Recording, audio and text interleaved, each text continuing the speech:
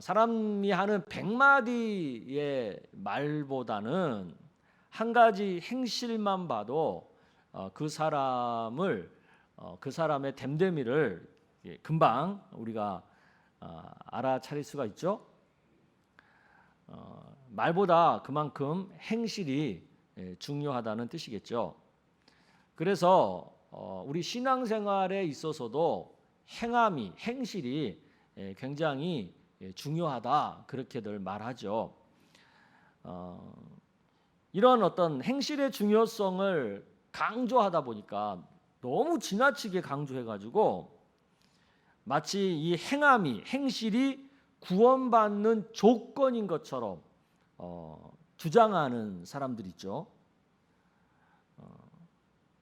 또 한쪽 반대의 입장에서는 구원은 오직 믿음만으로 받는 거다. 그러니까 뭐 어떻게 사느냐는 별로 중요하지 않은 거죠. 그러니까 막 자기 멋대로 막 살면서도 자신을 예수 믿으니까 구원받았다. 그러니까 나는 괜찮다. 또 이렇게 생각하는 부류가 또 한쪽이 있죠. 기독교 초창기에는 이 극단이 굉장히 서로 심하게 갈등하고 충돌했어요. 그래서 요즘 우리 교회가 묵상하고 있는 이 갈라디아서 말씀은 바로 이런 이 양극단이 충돌하는 상황 속에서 쓰여진 하나님의 말씀이죠. 자, 그럼 우리들을 한번 보자고요.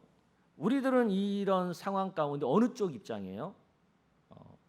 나는 행함을 구원의 조건으로 내세울 정도로 믿는 자라면 행실이 중요하다라고 생각하는 입장이냐?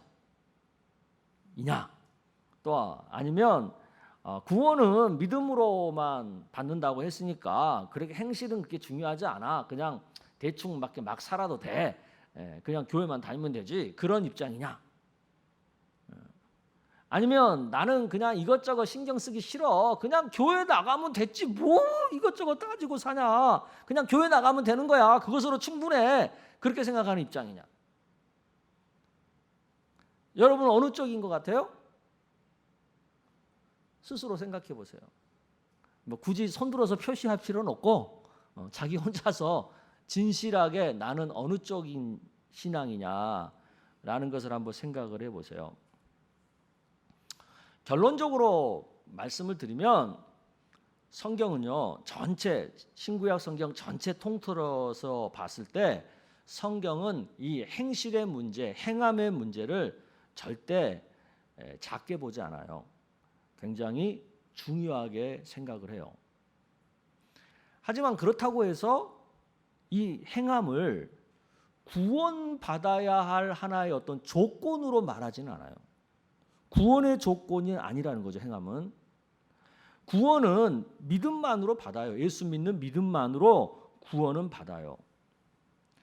그런데 구원받을 만한 믿음을 가진 사람이라면 그런 사람들은 반드시 그 행실이 그 믿음에 합당한 행실을 보일 수밖에 없다는 거죠. 즉 행함의 열매가 그 사람이 갖고 있는 믿음의 진실성을 자연스럽게 나타낼 수밖에 없다는 거죠. 그러니까 말로는 예수를 믿는다고 막 하는데 그 행실의 열매가, 행함의 열매가 그 믿음에 합당하지 못하다면, 그 믿음에 걸맞지 못하다면 그 사람이 말하는 믿음은 구원받을 만한 믿음이 아닐 수 있다는 거예요. 그 행실이 그걸 나타낸다는 거죠. 예수님은 이것에 대해서 다음과 같이 말씀을 하셨죠. 마태복음 7장 16절에서 20절에서 나오는 얘기인데 이건 예수님이 하신 말씀이에요. 우리 한 절씩 보겠습니다. 그들의 열매로 그들을 알지니 가시나무에서 포도를 또는 엉겅퀴에서 무화과를 따겠느냐. 이와 같이 좋은 나무마다 아름다운 열매를 맺고 못된 나무가 나쁜 열매를 맺나니 좋은 나무가 나쁜 열매를 맺을 수 없고 못된 나무가 아름다운 열매를 맺을 수 없느니라. 아름다운 열매를 맺지 아니하는 나무마다 찍혀 불에 던져지느니라. 우리 20절 같이 읽습니다. 이러므로 그들의 열매로 그들을 알리라. 그들의 행실로 그들이 갖고 있는 믿음의 진위, 믿음의 참과 거짓을 알게 된다라는 그 말씀을 예수님이 이렇게 하신 거예요. 오늘 우리가 읽은 본문은 사도 바울이 쓴 본문인데, 사도 바울은 바로 예수님께서 지금 하신 이 말씀을 바탕으로 해서 좀 더 구체적으로 이 문제를 설명하고 있는 겁니다. 오늘 본문에서 바울은 세 가지를 강조하거든요. 그 첫 번째가 뭐예요? 믿음에 근거한 행함은 성령의 지배를 받는다는 거예요. 육신의 지배를 받는 게 아니라 성령의 지배를 받는다라는 것을 강조하는 거죠. 16절에서 18절의 얘기가 그겁니다. 여러분 읽어보겠습니다. 시작. 내가 이르노니 너희는 성령을 따라 행하라. 그리하면 육체의 욕심을 이루지 아니하리라. 육체의 소욕은 성령을 거스르고 성령은 육체를 거스르나니 이 둘이 서로 대적하므로 너희가 원하는 것을 하지 못하게 하려 함이니라. 너희가 만일 성령의 인도하시는 바가 되면 율법 아래에 있지 아니하리라. 아멘. 여기 말씀에 보면 성령을 따라 행한다, 성령의 지배를 받는다, 이런 표현이 있거든요. 믿음으로 사는 사람은 성령을 따라 행하고 성령의 지배를 받는다, 이런 표현이 있는데, 그럼 한번 생각을 해보자고요. 그럼 성령의 지배를 받는다는 것은 뭘 말하지? 성령을 따라 산다는 건 어떤 걸 얘기하는 거지? 우리가 성령이 눈에 보여요, 안 보여요? 안 보여요. 그러니까 성령 따라 산다라는 말이 굉장히 추상적으로 와닿는단 말이에요. 그게 구체적으로 우리의 삶 속에서 어떻게 나타나느냐 하는 것을 우리가 의외로 잘 모르고들 신앙생활을 합니다. 이 성령의 지배를 받는다, 성령을 따라 산다라는 이 개념은 이런 거예요. 내 욕심을 우선하지 않고 하나님의 뜻을 우선한다, 그런 뜻이에요. 그러니까 예를 들어서 내가 하고 싶은 것이 있어요. 근데 또 하나님이 원하는 게 있는 거예요. 근데 이 두 가지가 같으면 상관없는데 이 두 가지가 충돌해, 서로 달라. 그럴 때 여러분은 어떻게 하세요? 내가 하고 싶은 것을 먼저 하잖아요. 그것은 성령 따라 사는 게 아니라 내 욕심 따라 사는 거예요. 내 육신의 뜻을 따라 사는 거가 되는 거예요. 근데 성령을 따라 산다는 건 뭐예요? 내가 하고 싶은 것과 하나님이 원하는 것이 서로 충돌할 때 내가 하고 싶은 것을 내려놓고 먼저 하나님의 뜻을 하는 거, 그리고 나서 내가 하고 싶은 거 하는 거, 또 근데 내가 하고 싶은 것을 아예 내려놓는 거, 이런 거에 바로 성령을 따라 산다, 성령의 지배를 받는다라는 뜻인 거예요. 아멘? 네, 아시겠죠? 네. 바울이 강조하는 두 번째, 그러면 믿음에 근거한 행함은 어떠한 열매를 맺느냐는 거죠. 어떠한 행실로 나타나느냐는 거죠. 그걸 강조하고 있죠. 그게 19절에서 23절까지 나오는데, 육체의 욕심에 따라서 행한 행실의 모습과 성령을 따라 행한 행실의 모습을 두 개를 비교를 하고 있어요. 우리 한 절씩 교독해 보겠습니다. 육체의 일은 분명하니 곧 음행과 더러운 것과 호색과 우상 숭배와 주술과 원수 맺는 것과 분쟁과 시기와 분냄과 당 짓는 것과 분열함과 이단과 투기와 술 취함과 방탕함과 또 그와 같은 것들이라. 전에 너희에게 경계한 것 같이 경계하노니 이런 일을 하는 자들은 하나님의 나라를 유업으로 받지 못할 것이요. 오직 성령의 열매는 사랑과 희락과 화평과 오래 참음과 자비와 양선과 충성과 온유와 절제니 이 같은 것을 금지할 법이 없느니라. 아멘. 자, 우리는 이제 그런 생각을 해봐요. 그러면 나는 육체의 욕심을 따라 사는 사람일까? 아니면 나는 성령을 따라 사는 사람일까를 한번 스스로 살펴볼 필요가 있잖아요. 그렇죠? 그렇게 해보고 싶은 생각이 들잖아요. 안 드세요? 그 들어야 해. 그러면 어떻게 내가 그것을 알 수 있냐는 거예요. 내가 육체를 따라 산다. 그런 사람은 어떤 모습이 있다는 거예요? 오늘 말씀에 쭉 나오잖아. 육체를 따라 사는 사람의 행실의 모습, 음행, 더러운 거, 호색, 뭐 우상 숭배, 원수 맺는 거, 분쟁, 시기, 분냄, 당 짓는 거, 분열, 이단, 뭐 술 취한 거, 방탕 거, 이런 것들이 내 삶 속에 뭐 어쩌다 한 번씩 있는 건 그래도 괜찮은데 이게 그냥 일반적이다. 너무 많다. 그러면 그 사람은 확실하게 교회는 다닌다 할지라도 육체 따라 사는 사람인 거예요. 근데 그게 아니고 보니까 옛날에 예수 안 믿을 때는 그러고 살았는데 내가 예수 믿고 나서는 현저히 그런 일들은 이제 줄어들고 오히려 내 삶 속에 사랑과 희락과 화평과 오래 참고 자비, 양성, 충성, 온유 이런 모습들이 이제 나타나기 시작하는 거죠. 그런 사람은 지금 성령에 따라 살고 있다고 봐야 된다는 거죠. 아멘.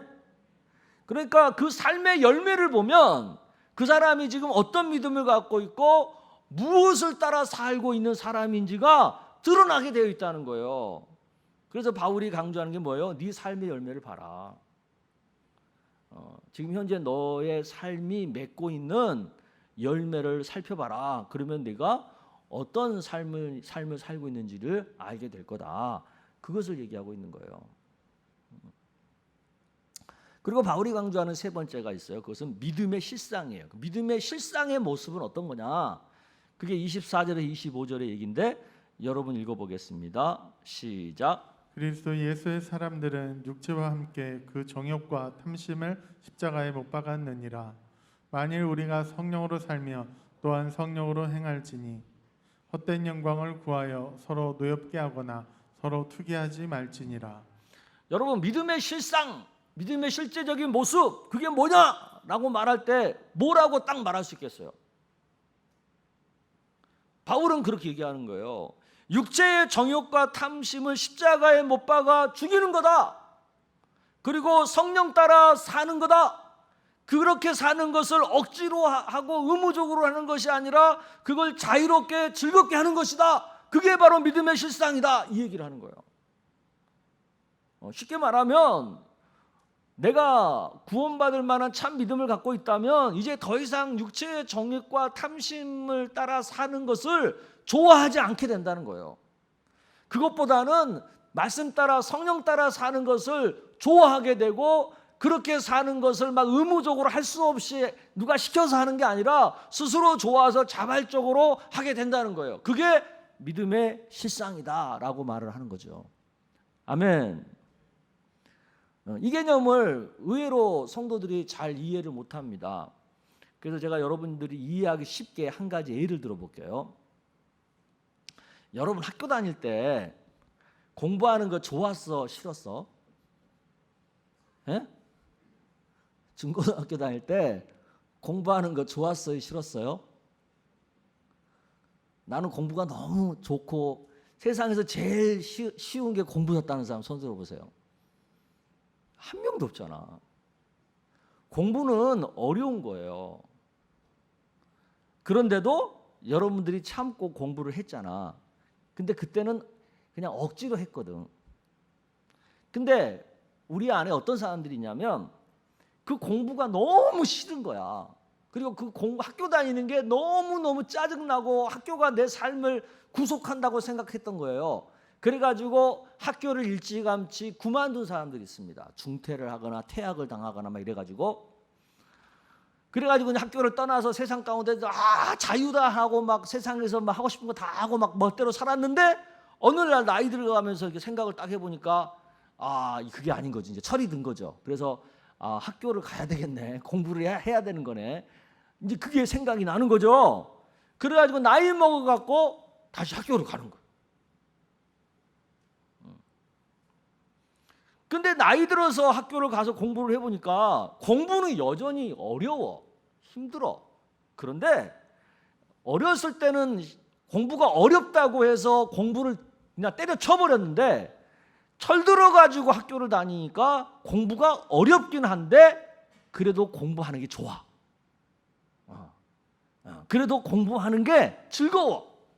뭐 성적은 안 좋아도 그래도 공부하는 것 자체가 너무 좋아, 즐거워, 행복해. 그래서 자신이 알아서 자유롭게 공부를 하게 되는 거죠. 하나님 믿는 것도 마찬가지. 이거 똑같아요. 하나님 모를 때는, 또 하나님을 제대로 잘 모를 때는 그냥 교회 다니는 거 말씀대로 사는 게 구속이라고 생각했어요. 내 삶을 속박하는 거라고 생각했어요. 그거 왜 해? 내가 하고 싶은 거, 세상에서 즐기고 싶은 거 많은데 괜히 교회 다녀가지고 술도 못 먹고 담배도 못 피고 내가 하고 싶은 거 쾌락도 못 즐기고, 야 그런 교회 뭐하러 다니냐? 그렇게 생각을 했어. 근데 예수님을 알게 된 거죠. 예수님의 십자가 은혜를 깨닫게 된 거죠. 그래서 예수님을 사랑하게 된 거죠. 그러니까 이제는 생각이 바뀐 거예요. 야, 옛날에 그 좋아도 술 먹고 담배 피고 방탕하고 쾌락, 그런 것들이 이제는 그거 나쁜 거야, 그거 안 좋은 거야, 나한테 그거 아주 해로운 거야, 그거를 스스로 알게 된 거예요. 그래서 이제는 그건 더 이상 하기 싫어. 그것보다는 그때는 구속이라고 생각했고 속박이라고 생각했던 하나님 말씀 따라 사는 게 이제는 좋은 거예요. 그렇게 사는 게 맞다는 생각이 드는 거예요. 그래서 그 삶을 내가 알아서 일부러 더 그런 삶을 살려고 노력하게 되는 거죠. 그리고 그렇게 사는 것을 좋아하게 되는 거죠. 어쩌다가 또 그렇게 옛날 모습대로 다시 돌아가면 그것을 가슴 아파하고 그것을 속상해하고 그거 안 하려고 막 회개도 하고, 그래서 다시 몸부림쳐서 하나님 말씀대로 살려고 하고 그러는 거죠. 근데 그게 옛날에는 막 싫고 막 짜증났는데 이제는 그게 좋은 거야. 그게 행복한 거야. 이게 바로 믿음의 실상이에요. 구원받는 사람들의 사는 모습이 바로 이런 거예요. 율법적인 의무감에 매여가지고 할 수 없이 막 어쩔 수 없이 그렇게 말씀 따라 사는 게 아니라 자신이 좋아서 자신의 자유로운 의지를 가지고 자발적으로 기쁘게 그렇게 사는 거예요. 왜? 예수님이 좋으니까. 예수님을 사랑하니까 그게 좋은 거예요. 그렇게 사는 게. 그래서 예수님이 이렇게 말씀하셨잖아요. 요한복음 14장 15절에 보면 너희가 나를 사랑하면 나의 계명을 지킨다는 거예요. 알아서 지킨다는 거예요. 지키는 걸 좋아하게 된다는 거예요. 아멘. 더 이상 구속이 아니라는 거예요. 근데 우리가 이렇게 예수님 사랑해가지고 그저 그냥 좋아서 이렇게 말씀대로 막 사는 건데, 하나님은 또 우리의 그런 모습을 보고 또 기쁘신 거예요. 그래가지고 그렇게 사는 사람에 대해서는 하나님이 상을 주시겠다고 또 약속을 하시는 거죠. 그게 계시록 22장 12절 말씀이잖아요. 여러분 읽어보겠습니다. 시작. 보라, 내가 속히 오리니 내가 줄 상이 내게 있어 각 사람에게 그가 행한 대로 갚아주리라. 네. 그냥 우리는 예수님 사랑해가지고 별 뭐 바라는 거 없이 그저 좋아서 그렇게 산 거예요. 근데 하나님은 그것 때문에 우리에게 또 좋은 상을 주시겠다는 거죠. 이것은 마치 뭐와 똑같은 거냐면 이런 거예요. 빌 게이츠라는 사람 아시죠? 얼마 전까지도 세계 최고 1등 부자였던. 근데 이 빌 게이츠가 처음부터 1등 부자 되려고 돈 많이 벌려고 뭐 컴퓨터 회사 차린 게 아니잖아요. 그냥 어렸을 때부터 컴퓨터가 너무 좋은 거예요. 그래서 대학교를 갔는데 대학에서 공부하는 것보다 컴퓨터 갖고 노는 게 더 좋은 거예요. 프로그램 짜고 소프트웨어 만들고 이런 게 너무너무 행복하고 좋은 거예요. 그러니까 빌 게이츠가 학교 중간에 때려치고 좋은 대학교 들어갔는데도 때려치고 그냥 그 컴퓨터 만든다는 데 빠져가지고 정신없이 살다 보니까, 즐겁게 살다 보니까 마이크로소프트 회사라는 회사도 차리게 된 거고, 또 그거 가지고 열심히 막 소프트웨어 만들고 막 프로그램 짜고 그러다 보니까 어느 순간 자기도 모르는 사이에 세계 최고의 부자가 되는 돈을 번 거예요. 그냥 자기는 좋아서 컴퓨터 갖고 놀았어. 이런 거와 똑같은 이치예요. 그냥 우리가 좋아가지고 예수님 사랑하고 예수님 믿는 게 좋아가지고 열심히 신앙생활하고 즐겁게 하나님 말씀대로 살고 그러다 보니까 하나님께서 우리에게 큰 상을 주시고 복을 주시게 된 거죠. 그런 은혜를 누리게 되는 거고. 할렐루야. 그러니까 여러분, 우리는 신앙생활을 의무감으로 어쩔 수 없이 억지로 하는 거 하지 말아야 해. 그것은 하나님이 바라는 게 아니에요. 또 내가 뭐 구원받겠다고 내가 막 힘써서 노력해가지고 말씀대로 살라고 막 죽을 둥 살 둥 그렇게 신앙생활할 필요도 없어요. 그런 식으로 뭐 사람에게 인정받고 뭔가 내가 노력해서 뭐 어떤 내가 이만큼 신앙생활을 했다라고 어떤 공로로 내세우기 위해서 그렇게 신앙생활을 하는 것은 하나님 앞에 아무 의미가 없어요. 마태복음 6장 1절에서 예수님이 그렇게 말씀하셨잖아요. 여러분 읽어보겠습니다. 시작. 사람에게 보이려고 그들 앞에서 너희 의를 행하지 않도록 주의하라. 그리하지 아니하면 하늘에 계신 너희 아버지께 상을 받지 못하느니라. 아멘. 하나님께서 의미 있게 보시고 중요하게 보시는 것은 우리가 얼마나 예수님을 사랑하는 그런 그 마음을 기본으로 해가지고 신앙생활을 기쁘게 자발적으로 자유롭게 그렇게 했느냐, 그것을 하나님은 가장 크게 보시는 거예요. 말씀 따라 사는 것을 얼마나 행복하게 여기면서 살았느냐, 그것을 하나님이 기뻐하시는 거예요. 그러한 마음의 동기로 얼마나 하나님이 기뻐하시는 좋은 열매를 맺고 살았느냐, 그것을 보시고 하나님이 우리에게 상을 베풀어 주시는 거예요. 아멘. 아멘 소리가 적어. 아멘. 예. 하나님 믿는 것은 결코 무거운 짐이 아닙니다.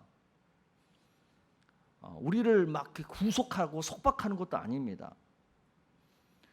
신앙생활이 어느 날 어느 순간부터 무거운 짐으로 와닿고 나의 삶을 속박하고 구속하는 것으로 느껴진다, 그러면요 그분은 빨리 자신의 신앙을 좀 되돌아볼 필요가 있어요. 자기도 모르는 사이에 지금 신앙이 율법에 빠진 거예요. 율법적인 것에. 빨리 복음적 신앙으로 돌아와야죠. 복음적 신앙은 예수님 사랑하는 마음을 밑바탕으로 해서 즐겁게 기쁘게 행복하게 신앙생활하는 게 복음적 신앙이에요. 뭐 기쁘게 행복하게 신앙생활 한다고 해서 어려움이 없다는 게 아니에요. 어려움이 있어요. 나이 들어서 공부는 어려운 거잖아요. 그래도 즐겁게 하는 것처럼 신앙생활 자체를 하다 보면 어려움이 왜 없겠어요. 그런데 그 어려움 가운데서도 신앙생활을 하는 게 기쁜 거예요. 행복한 거예요. 목사도 마찬가지예요. 목회가 왜 안 어렵습니까? 어렵죠. 그렇지만 그 어려움을 이겨내고 어려움을 해결하고 그러면서 목회하는 것 자체가 행복한 거예요. 즐거운 거예요. 그게 행복한 목회죠. 요즘 우리 교회가 1, 2, 3 생활 예배를 하잖아요. 한번 물어볼게요. 1, 2, 3 생활 예배가 나는 너무너무 행복하고 좋다. 또 한 손 들어보. 나는 1, 2, 3 생활 예배 하기 싫은데 목사님이 시키니까 억지로 하고 있다. 똑같은 1, 2, 3 생활 예배를 하는데 어떤 분은 그걸 의무감으로 합니다. 교회에서 그거 80% 이상 하면은 상 준다고 하니까, 그래도 내가 명색이 장로고 권사고 목사고 그런데 그 명단에 내 이름이 빠지면 안 보이면 안 되니까 의무감으로 할 수 없이 억지로 하는 분들이 있어요. 내가 다 알아. 근데 그렇게 신앙생활 하는 게 아니라니까요. 아니 어쩌다 한 번씩 빼먹으면 어때? 그거 갖고 죄책감 느낄 필요 없어요. 중요한 것은 그 1, 2, 3 생활을 하는 그 시간이 나한테 행복하냐는 거예요. 그 시간이 나한테 너무 보람되냐는 거예요. 좋냐는 거예요. 내가 이렇게 행복해서 좋아서 누가 시키지 않아도, 목사님이 굳이 막 강조하지 않아도 내가 즐겁게 하다 보니까 교회가 알아서 나한테 상도 주고 그러니까 또 기쁘고 그런 거지. 의무감으로 할 필요는 없는 거죠. 그러니까 여러분들 스스로 1, 2, 3 생활 예배 자체가 그걸 가지고 나 자신의 믿음을 평가할 수 있습니다. 그걸 의무감으로 하는 분들은 본인의 신앙이 율법적인 거예요. 근데 그것이 즐거운 것, 그 시간이 너무 기쁘고 보람되고 그런 분들은 지금 제대로 된 신앙을 갖고 있는 거죠. 성도라면 하나님 말씀을 만나는 게 기뻐야 되거든요. 아멘. 그리고 우리는 종종 내 자신의 삶의 열매를 좀 돌아볼 필요가 있어요. 자, 보세요. 여러분의 삶의 열매를 한번 돌아보세요. 제가 지금 이렇게 얘기했어. 그러면 여러분 뭘 가지고 내 삶의 열매를 돌아보겠어요?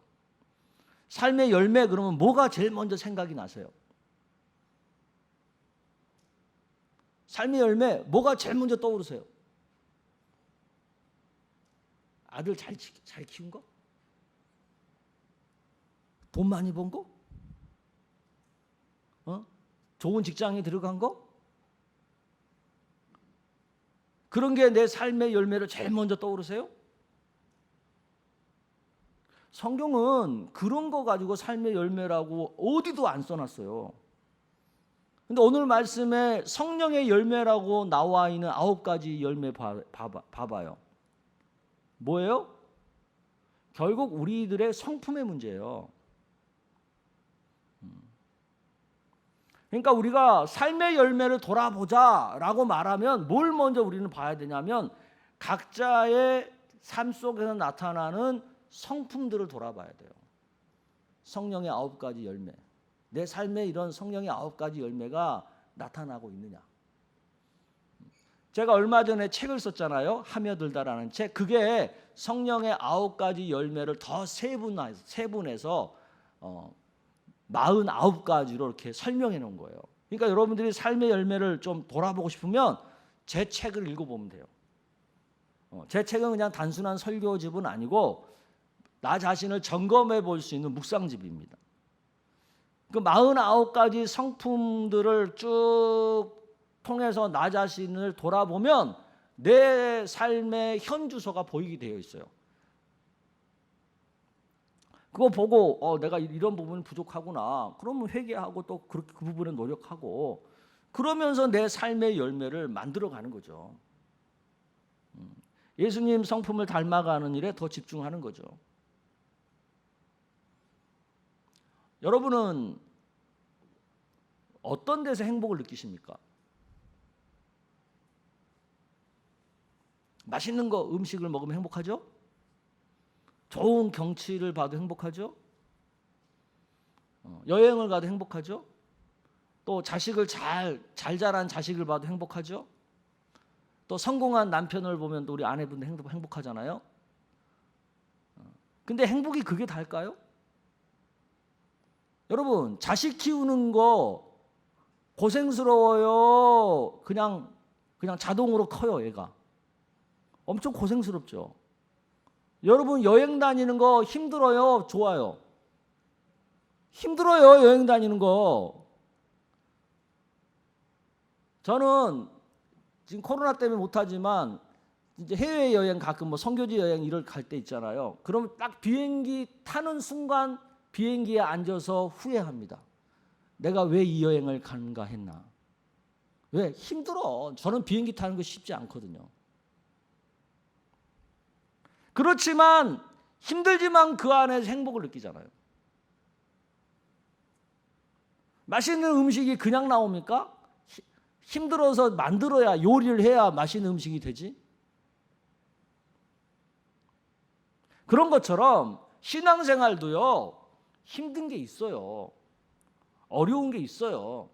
그렇지만 하나님 말씀대로 사는 그 안에서 맛보는 행복이 있는 거예요. 아멘. 그리고 세상 속에서 뭐 음식 먹을 때 여행할 때 느끼는 행복과 하나님 말씀대로 살면서 느끼는 행복은 차원이 다른 행복인 거예요. 세상 속에서 맛보는 행복과 이 신앙생활 속에서 맛보는 행복은 질적으로 다른 그런 행복인 거예요. 그래서 예수님은 이런 행복을 산상수훈 팔복이라는 데서 설명을 하셨죠. 제가 이번 주 수요일 날 성경 공부 때 이 팔복을 몇 번에 걸쳐서 설명할 텐데 이 팔복을 좀 알고 싶은 분은 수요 성경 공부 온라인에 참여하시면 됩니다. 이 땅을 살면서 우리가 이런 차원이 다른 신앙의 행복을, 팔복을 모르고 죽잖아요. 그러면 그것은 세상 헛산 거예요.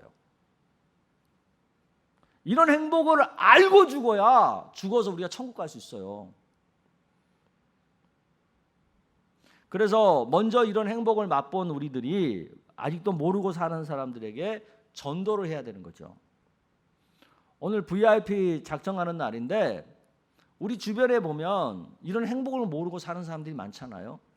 뭐 전혀 생면부지의 사람들에게 전도하라는 뜻이 아니에요. 내가 알고 지내는 사람들 가운데 아직도 이런 새로운 차원의, 질적으로 완전히 다른 차원의 행복을 모르고 있는 사람들이 있으면 그들에게 행복을 알 수 있도록 전해주라는 거죠. 그게 전도예요. 전도가 뭐 별거 아니에요. 바라기는 여러분들이 신앙생활을 좀 이렇게 좀 정리를 하셨으면 좋겠어요. 신앙생활은 내 삶을 통해서 내 믿음의 참 모습을 드러내는 게 신앙생활이에요. 신앙생활 속에서 누리는 행복이라는 것은 어떤 세상 사람들과 동일하게 맛보는 그런 행복의 차원에 머물러 있는 것이 아니라 세상 사람들은 죽었다 깨어나도 모르는 새로운 차원의 팔복과 같은 삶을, 그런 행복을 누리는 게 신앙생활의 행복이에요. 아멘. 바라기는 우리 풍성교회 다니는 성도님들은, 또 오늘 이 시간 이 말씀을 듣는 분들은 자신의 신앙생활을 이렇게 참 행복을 누리는 신앙생활로 좀 바꿀 수 있는 은혜가 있기를 축복합니다. 교회를 막 정말 죽기 싫어서 할 수 없이 다니는 그런 신앙생활 하지 마세요. 그건 하나님이 바라는 바가 아니에요.